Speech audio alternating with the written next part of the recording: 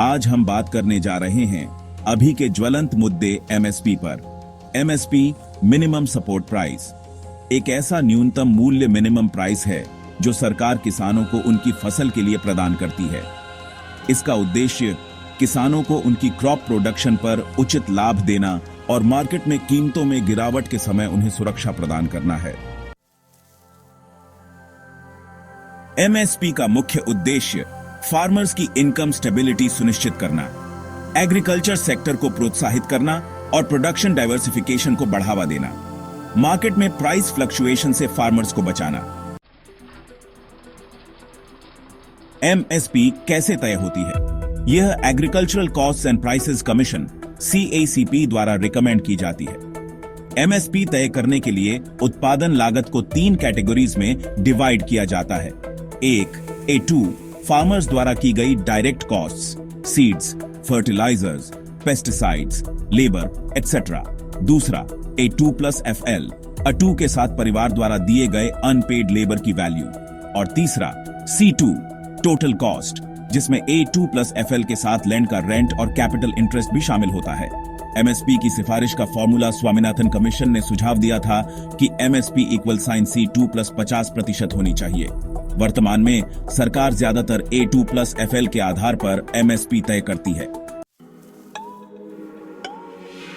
किसानों के लिए एमएसपी का महत्व। यह एक गारंटीड प्राइस है जो किसानों को बाजार में एक्सप्लॉयटेशन से बचाता है।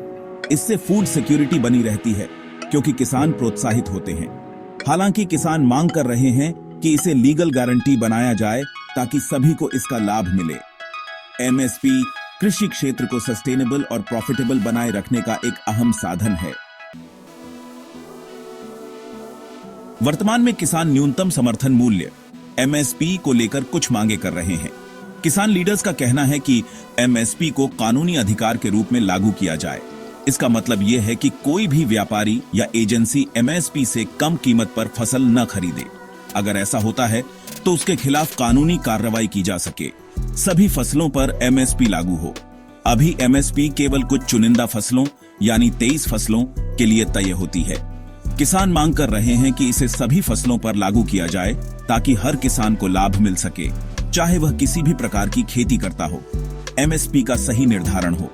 किसान मांग कर रहे हैं कि एमएसपी को स्वामीनाथन आयोग द्वारा सुझाए गए सीडो 50% फार्मूले के आधार पर तय किया जाए। किसानों की मांग है कि एमएसपी लागू करने के लिए एक पारदर्शी और प्रभावी तंत्र हो जिससे सभी किसानों को इसका फायदा मिले। इसमें सरकारी खरीद केंद्रों की संख्या बढ़ाना और उनके संचालन में सुधार शामिल है। फसल खरीद की गारंटी हो। कई बार सरकारी एजेंसियां फसलों की खरीद समय पर नहीं करती हैं, जिससे किसानों को बाजार में एमएसपी से कम कीमत पर अपनी फसल बेचनी पड़ती है। किसान चाहते हैं कि सरकार हर फसल की खरीद की गारंटी दे। अब देखते हैं किसानों की मांग का आधार क्या है। आर्थिक सुरक्षा। किसानों का कहना है कि मौजूदा एमएसपी प्रणाली से ज्यादातर छोटे और मझोले किसानों को लाभ नहीं मिलता। निजी व्यापारी और मिडलमैन से बचाव।